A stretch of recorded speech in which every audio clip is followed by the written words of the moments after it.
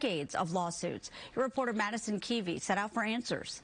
Today is the culmination of 30 years of the government trying to take a property that they claimed in 2004 was a completed title restoration site. That's the island's former owner just before he was arrested today on a bench warrant for failing to appear.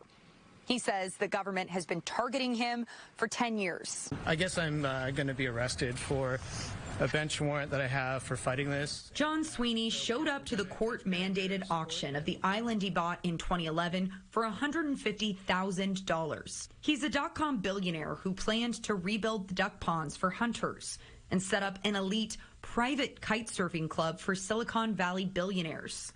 Levying officer file number 202. The auction follows Sweeney's unauthorized work on the island, where he built 2 helipads, a levee, and a deep water dock, according to the SF Gate. State agencies calling the work illegal because it broke multiple water board codes in place to protect endangered species. It landed him with millions of dollars in penalties, and the land was seized and auctioned off Wednesday. It sure doesn't seem legal, but taking people's property in California is something that has been done many times, and I guess today is another example of that.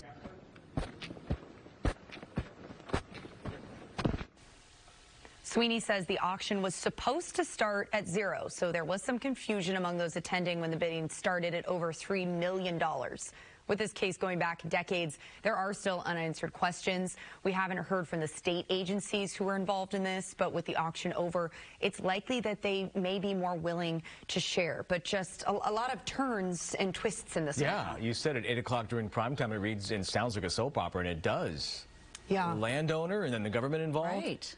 And then, of course, all leading to the dramatic finale, so to speak, of him being arrested at that auction. And, you know, our camera's there as he's narrating the arrest and kind of talking himself through it as he's being walked over to, you know, the courthouse. You can imagine an auction that was supposed to start at zero actually going, what, millions? Right. That would cause some confusion. A little bit. But they got it figured out. So, you know, definitely a story we'll continue to follow. And props to photojournalist Ralph Cervantes for being right there to capture that. Absolutely. All right, Madison, thank you. It's Talk President Trump, day 2 for the president in his second stint in the White House. The president